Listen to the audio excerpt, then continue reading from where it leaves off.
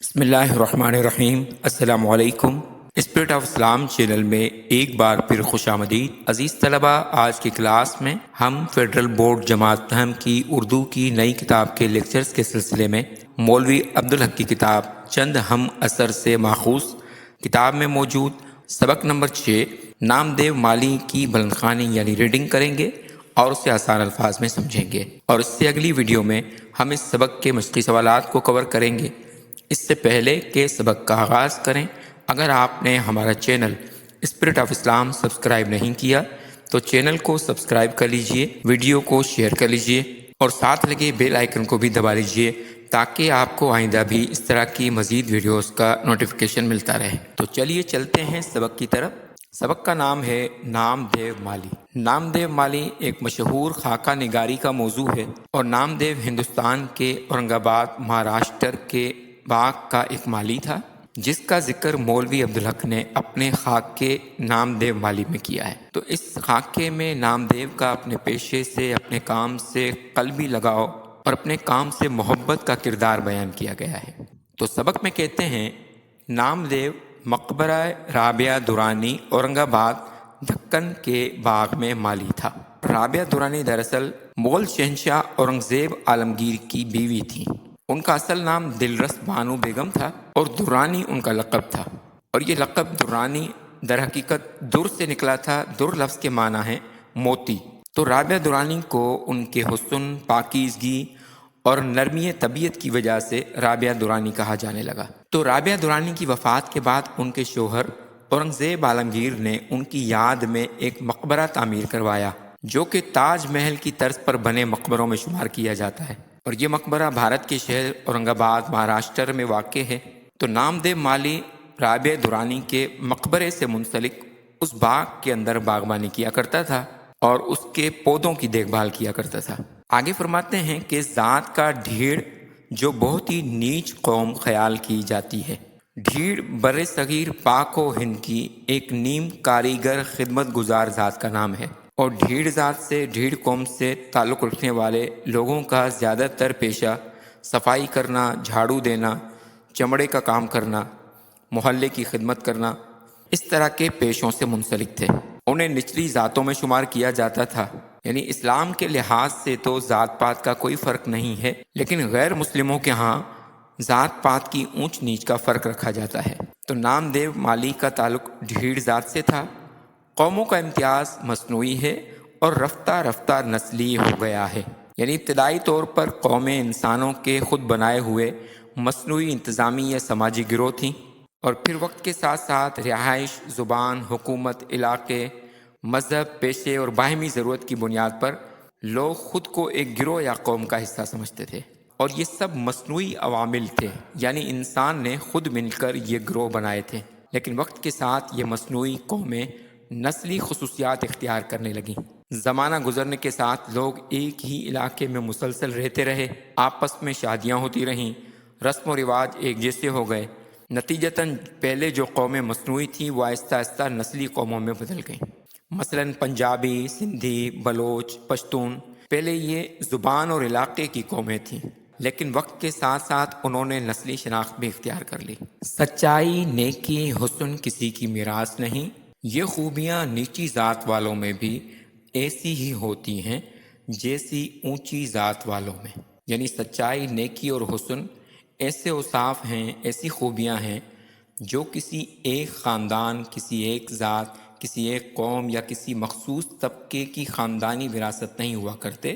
یہ خوبیاں نسل در نسل منتقل نہیں ہوا کرتی، نہ ہی کسی کو صرف اس کے خاندان، عہدے، دولت یا نسب کی وجہ سے عطا ہوتی ہیں، بلکہ ہر انسان کو اپنی زندگی میں خود عمل سے ثابت کرنا پڑتا ہے کہ وہ سچا، نیک اور اچھا ہے۔ اور یہ خوبیاں نیچی ذات سمجھی جانے والی قوموں میں بھی اسی طرح پائی جاتی ہیں جیسے اونچی ذات والوں میں۔ اسلامی تاریخ اس حوالوں سے بھری پڑی ہے۔ حضرت بلال حبشی رضی اللہ تعالیٰ عنہ ہی کی مثال لے لیں کہ وہ مکہ میں ایک غلام تھے، لیکن اللہ رب العزت کی بارگاہ میں تقوی کی وجہ سے ان کا معیار آج تک بلند ہے۔ اس لیے انسان کی قدر اس کی ذات سے نہیں بلکہ اس کے کردار سے ہوتی ہے۔ کیس ہو، کوہ کن ہو یا حالی، عاشقی کچھ کسی کی ذات نہیں۔ کیس مجنوں کا نام ہے جو ایک مشہور عاشق گزرے ہیں۔ اسی طرح سے کوہ کن پہاڑ کھودنے والے محنتی انسان کو کہا جاتا ہے، اور حالی مولانا الطاف حسین حالی کا لقب ہے۔ تو یہ تینوں مختلف طبقوں، پیشوں اور حیثیتوں کے لوگ ہیں۔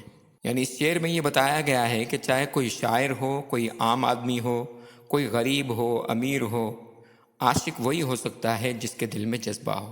آگے فرماتے ہیں، مقبرے کا باغ میری نگرانی میں تھا، میرے رہنے کا مکان بھی باغ کے احاطے ہی میں تھا۔ میں نے اپنے بنگلے کے سامنے چمن بنانے کا کام نامدیو کے سپرد کیا۔ میں اندر کمرے میں کام کرتا رہتا تھا۔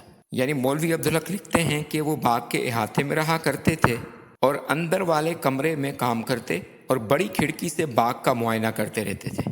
میری میز کے سامنے بڑی سی کھڑکی تھی، اس میں سے چمن صاف نظر آتا تھا۔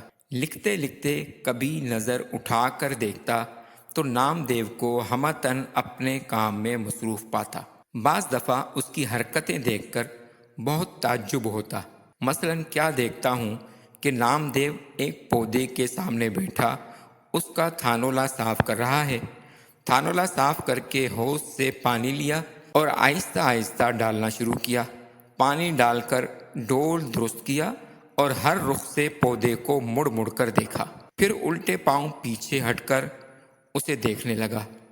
دیکھتا جاتا تھا اور مسکراتا اور خوش ہوتا تھا۔ یہ دیکھ کر مجھے حیرت بھی ہوئی اور خوشی بھی۔ کام اسی وقت ہوتا ہے جب اس میں لذت آنے لگے، بے مزہ کام کام نہیں بیگار ہے۔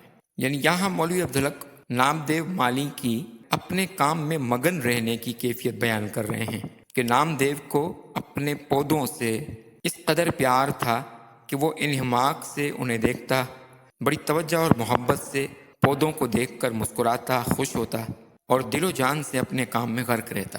اب مجھے اس سے دلچسپی ہونے لگی، یہاں تک کہ بعض وقت اپنا کام چھوڑ کر اسے دیکھا کرتا، مگر اسے کچھ خبر نہ ہوتی کہ کوئی دیکھ رہا ہے یا اس کے آس پاس کیا ہو رہا ہے۔ وہ اپنے کام میں مگن رہتا۔ یعنی مولوی عبدالحق کہتے ہیں کہ اس کے اس انداز کو دیکھ کر مجھے اتنی حیرت ہوتی کہ میں اپنا کام چھوڑ کر اس کی اداؤں کو دیکھتا رہتا۔ لیکن نامدیو مالی کو اس بات کی ذرا بھی خبر نہیں ہوتی کہ کوئی اس کا مشاہدہ کر رہا ہے۔ وہ اپنے کام میں مگن رہتا۔ اس کے کوئی اولاد نہ تھی، وہ اپنے پودوں اور پیڑوں ہی کو اپنی اولاد سمجھتا تھا اور اولاد کی طرح ان کی پرورش اور نگہداشت کرتا۔ یعنی جس طرح سے اپنی اولاد سے محبت ہوتی ہے اور اپنی اولاد کی دیکھ بھال کرنے میں کسی قسم کی کوئی لالچ، کوئی غرض نہیں ہوتا، تو نامدیو مالی بھی اپنے پودوں سے اسی طرح محبت کرتا، اسی طرح ان پودوں کی دیکھ بھال کرتا جس طرح سے اپنے بچوں کی ماں باپ کیا کرتے ہیں۔ ان کو سرسبز اور شاداب دیکھ کر ایسا ہی خوش ہوتا جیسے ماں اپنے بچوں کو دیکھ کر خوش ہوتی ہے۔ وہ ایک ایک پودے کے پاس بیٹھتا، ان کو پیار کرتا، جھک جھک کے دیکھتا اور ایسا معلوم ہوتا گویا ان سے چپکے چپکے باتیں کر رہا ہے۔ جیسے جیسے وہ بڑھتے اور پھولتے پھلتے اس کا دل بھی بڑھتا اور پھولتا تھا۔ ان کو توانا اور ٹانٹا دیکھ کر اس کے چہرے پر خوشی کی لہر دوڑ جاتی۔ کبھی کسی پودے میں اتفاق سے کیڑا لگ جاتا یا کوئی اور روگ پیدا ہو جاتا، یعنی اور کوئی اگر بیماری لگ جاتی تو اسے بڑی فکر ہوتی۔ بازار سے دوائیں لاتا، باغ کے داروغے یا مجھ سے کہہ کر منگاتا۔ یعنی یا تو باغ کے چوکیدار سے کہتا دوائیاں لا کر دینے کے لیے، یا مولوی عبدالحق کہتے ہیں کہ وہ مجھ سے کہہ کر دوائیاں منگوایا کرتا۔ دن بھر اسی میں لگا رہتا اور اس پودے کی ایسی سیوا کرتا، یعنی ایسی دیکھ بھال کرتا جیسے کوئی ہمدرد اور نیک دل ڈاکٹر اپنے عزیز بیمار کی کرتا ہے۔ ہزار جتن یعنی ہزار کوششیں کرتا اور اسے بچا لیتا، اور جب تک وہ تندرست نہ ہو جاتا اسے چین نہ آتا۔ یعنی کوئی بھی پودا موسم کی وجہ سے یا کسی کیڑے لگنے کی وجہ سے اگر گلنے سڑنے لگ جاتا تو نامدیو مالی تب تک چین نہ پاتا جب تک کہ اس پودے کو اس کیڑے لگنے سے اور مرجھا جانے سے محفوظ نہ کر لیتا۔ اس کے لگائے ہوئے پودے ہمیشہ پروان چڑھے اور کبھی کوئی پیڑ ضائع نہ ہوا۔ باغوں میں رہتے رہتے اسے جڑی بوٹیوں کی بھی شناخت ہو گئی تھی، خاص کر بچوں کے علاج میں اسے بڑی مہارت تھی۔ دور دور سے لوگ اس کے پاس بچوں کے علاج کے لیے آتے تھے۔ وہ اپنے باغ ہی میں سے جڑی بوٹیاں لا کر بڑی شفقت اور غور سے ان کا علاج کرتا۔ کبھی کبھی دوسرے گاؤں والے بھی اسے علاج کے لیے بلا لے جاتے۔ بلا تامل یعنی بغیر کسی انکار کے چلا جاتا، مفت علاج کرتا اور کبھی کسی سے کچھ نہیں لیتا تھا۔ یعنی نامدیو مالی کو اپنے باغ میں رہتے رہتے مختلف پودوں کی افادیت کے بارے میں کافی معلومات ہو چکی تھی۔ کون سی جڑی بوٹی کس کام آتی ہے، کس بیماری کے لیے استعمال کی جا سکتی ہے، وہ سب اسے پتہ ہوتا اور لوگ آ کر ان جڑی بوٹیوں کے ذریعے سے نامدیو مالی سے علاج کرواتے۔ وہ خود بھی بہت صاف ستھرا رہتا تھا اور ایسا ہی اپنے چمن کو بھی رکھتا، اس قدر پاک صاف جیسے رسوئی کا چوکا۔ کیا مجال جو کہیں گھاس پھوس یا کنکر پتھر پڑا رہے۔ یعنی جس طرح سے وہ اپنے لباس کو، اپنے آپ کو صاف ستھرا رکھتا، اسی طرح سے اپنے باغ کو بھی، اپنے چمن کو بھی اس قدر صاف رکھتا کہ کوئی پتھر، کوئی کنکر بھی راستے میں پڑا ہوا نظر نہ آتا۔ روشیں باقاعدہ، تھانولے درست، سنچائی اور شاخوں کی کاٹ چھانٹ وقت پر، جھاڑنا بہارنا صبح و شام روزانہ، گر سارے چمن کو آئینہ بنا رکھا تھا۔ یعنی پورا باغ اس طرح نظر آتا جیسے چمکدار آئینہ ہوا کرتا ہے۔ باغ کے داروغہ عبد الرحیم خان فینسی خود بھی بڑے کارگزار اور مستعد شخص ہیں۔ یعنی باغ کے جو مالک ہیں جن کا نام عبد الرحیم خان ہے، وہ بھی اپنے باغ کے معاملے میں بہت زیادہ فکر مند رہنے والے شخص ہیں اور دوسروں سے بھی کھینچ تان کر کام لیتے ہیں۔ اکثر مالیوں کو ڈانٹ ڈپٹ کرنی پڑتی ہے۔ یعنی نامدیو مالی کے علاوہ اور جو دوسرے مالی ہوا کرتے ہیں ان سے ڈانٹ ڈپٹ کے ذریعے کام کروانا پڑتا ہے، ورنہ ذرا بھی نگرانی میں ڈھیل ہوئی، ہاتھ پر ہاتھ رکھ کر بیٹھ گئے یا بیڑی پینے لگے یا سائے میں جا لیٹے۔ عام طور پر انسان فطرتاً کاہل اور کام چور واقع ہوا ہے۔ یعنی عام طور پر انسان کام کاج کے معاملے میں بہت سست ہوتا ہے۔ آرام طلبی ہم میں کچھ موروثی ہو گئی ہے، یعنی وراثت کے طور پر ہم آرام پسند ہو چکے ہیں۔ نامدیو کو کبھی کچھ کہنے سننے کی نوبت نہ آئی۔ یعنی دوسرے مالیوں کے مقابلے میں نامدیو سے کبھی بھی سختی کے ذریعے کام لینے کی ضرورت پیش نہ آئی۔ وہ دنیا و مافیہا سے بے خبر اپنے کام میں لگا رہتا، نہ ستائش کی تمنا نہ صلے کی پرواہ۔ یعنی دنیا میں کیا ہو رہا ہے اسے کسی بات کی کوئی فکر نہیں ہوتی، نہ کسی کی تعریف کی خواہش، نہ کسی سے صلے کی کوئی پرواہ ہوتی۔ ایک سال بارش بہت کم ہوئی، کنوؤں اور باولیوں میں پانی برائے نام رہ گیا۔ باولیاں کہا جاتا ہے ان چھوٹے چھوٹے چشموں کو جن کے اندر بارش کا پانی محفوظ کیا جاتا ہے۔ باغ پر آفت ٹوٹ پڑی، بہت سے پودے اور پیڑ تلف ہو گئے۔ یعنی کئی سارے پودے، کئی سارے پیڑ گل سڑ کر ختم ہو گئے۔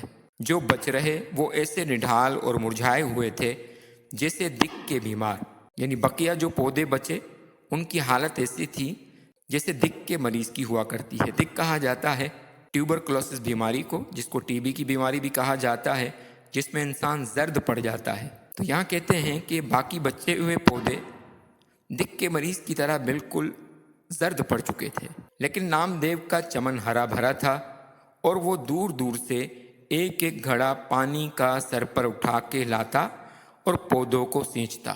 یعنی ایسی حالت میں بھی کہ جب بارش کی کمی کی وجہ سے پانی کہیں نہیں مل رہا تھا تو وہ بڑی دور سے سفر کر کے پانی کے گھڑے بھر بھر کر اپنے سر پر اٹھا کر لاتا اور اپنے پودوں کو پانی سے سینچتا۔ یہ وہ وقت تھا کہ قحط نے لوگوں کے اوسان خطا کر رکھے تھے۔ یعنی قحط سالی ایسی ہو گئی تھی کہ لوگ پریشان ہو گئے تھے اور انہیں پینے کو پانی مشکل سے میسر آتا تھا، مگر یہ خدا کا بندہ کہیں نہ کہیں سے لے ہی آتا اور اپنے پودوں کی پیاس بجھاتا۔ یعنی جب لوگوں کو پینے کا پانی میسر نہیں تھا، نامدیو مالی اس دوران بھی نہ جانے کہاں کہاں سے پانی لے کر آتا اور اپنے پودوں کی پیاس بجھاتا۔ جب پانی کی قلت اور بڑھی تو اس نے راتوں کو بھی پانی ڈھو ڈھو کے لانا شروع کیا۔ یعنی پھر راتوں کی نیند قربان کر کے نامدیو مالی بڑے طویل فاصلے سے راتوں کو بھی پانی لے کر آتا۔ پانی کیا تھا، یوں سمجھیے کہ آدھا پانی اور آدھی کیچڑ ہوتی تھی۔ یعنی میلا کچیلا پانی ہوتا تھا، لیکن یہی گدلا پانی پودوں کے حق میں آب حیات تھا۔ یعنی چونکہ وہ گدلا پانی ایک کھاد کے طور پر کام کرتا تھا، لہٰذا وہ پانی پودوں کے لیے مزید فائدہ مند ہو گیا۔ میں نے اس بے مثل کارگزاری پر اسے انعام دینا چاہا تو اس نے لینے سے انکار کر دیا۔ یعنی مولوی عبدالحق لکھتے ہیں کہ نامدیو مالی انعام و اکرام سے اس قدر بے نیاز تھا کہ جب میں نے اس کی محنت سے متاثر ہو کر اسے انعام دینا چاہا تو اس نے لینے سے انکار کر دیا۔ شاید اس کا کہنا ٹھیک تھا کہ اپنے بچوں کے پالنے پوسنے میں کوئی انعام کا مستحق نہیں ہوتا، یعنی چونکہ وہ پودوں سے اپنی اولاد کی طرح محبت کرتا تھا، اس لیے وہ کہتا کہ بھلا کوئی اپنے بچوں کے پالنے پوسنے کا بھی کوئی انعام لیا کرتا ہے، کیسی ہی تنگی ترشی ہو وہ تو ہر حال میں کرنا ہی پڑتا ہے۔ جب اعلیٰ حضرت حضور نظام کو اورنگ آباد کی خوش آب و ہوا میں باغ لگانے کا خیال ہوا تو یہ کام ڈاکٹر سید سراج الحسن نواب سراج یار جنگ بہادر ناظم تعلیمات کو تفویض ہوا، یعنی نواب سراج یار جنگ بہادر کے نام یہ کام سونپا گیا۔ ڈاکٹر صاحب کا ذوق کے باغبانی مشہور تھا۔ مقبرہ رابعہ درانی اور اس کا باغ جو اپنی ترتیب و تعمیر کے اعتبار سے مغلیہ باغ کا بہترین نمونہ ہے، مدت سے ویران اور سنسان پڑا تھا۔ وحشی جانوروں کا مسکن تھا، یعنی وہاں جنگلی جانور رہنے لگے اور جھاڑ جھنکار سے پٹا پڑا تھا۔ آج ڈاکٹر صاحب کی بدولت سرسبز، شاداب اور آباد نظر آتا ہے۔ اب دور دور سے لوگ اسے دیکھنے آتے اور سیر و تفریح سے محفوظ ہوتے ہیں۔ ڈاکٹر صاحب کو آدمی پرکھنے میں بھی کمال تھا۔ وہ نامدیو کے بڑے قدردان تھے۔ اسے مقبرے سے شاہی باغ میں لے گئے۔ شاہی باغ آخر شاہی باغ تھا۔ کئی نگرانے کار اور بیسیوں مالی اور مالی بھی کیسے کیسے ٹوکیو سے جاپانی، تہران سے ایرانی اور شام سے شامی آئے تھے۔ ان کے بڑے ٹھاٹ تھے۔ یہ ڈاکٹر صاحب کی اپج تھی، یعنی کوشش تھی۔ وہ شاہی باغ کو حقیقت میں شاہی باغ بنانا چاہتے تھے۔ یہاں بھی نامدیو کا وہی رنگ تھا۔ اس نے نہ فن باغ کی کہیں تعلیم پائی تھی اور نہ اس کے پاس کوئی سند یا ڈپلومہ تھا، البتہ کام کی دھن تھی۔ کام سے سچا لگاؤ تھا اور اسی میں اس کی جیت تھی۔ شاہی باغ میں بھی اسی کا کام مہاکاج رہا، یعنی وہاں بھی وہ اسی طرح سے محنت کرتا رہتا۔ دوسرے مالی لڑتے جھگڑتے، سیندھی شراب پیتے، یہ نہ کسی سے لڑتا جھگڑتا نہ سیندھی شراب پیتا، یہاں تک کہ کبھی بیڑی بھی نہ پی، بس یہ تھا اور اس کا کام۔ ایک دن نہ معلوم کیا بات ہوئی کہ شہد کی مکھیوں کی یورش ہوئی، یعنی یلغار ہوئی۔ سب مالی بھاگ بھاگ کر چھپ گئے۔ نامدیو کو خبر بھی نہ ہوئی کہ کیا ہو رہا ہے۔ وہ اپنے کام میں لگا رہا۔ اسے کیا معلوم تھا کہ قضا یعنی موت اس کے سر پر کھیل رہی ہے۔ مکھیوں کا غضبناک جھلڑ اس غریب پر ٹوٹ پڑا۔ اتنا کاٹا کہ بے دم ہو گیا۔ آخر اسی میں جان دے دی۔ یعنی وہ اپنے کام میں اس قدر مگن تھا کہ شہد کی مکھیوں کا جب حملہ ہوا تو باقی مالی بھاگ کر اپنی جان بچا گئے، لیکن نامدیو مالی ان شہد کی مکھیوں کے حملے سے وہیں جاں بحق ہو گیا۔ وہ بہت سادہ مزاج، بھولا بھالا اور منکسر المزاج تھا، یعنی مزاج کے اندر انکساری اور عاجزی رکھنے والا تھا۔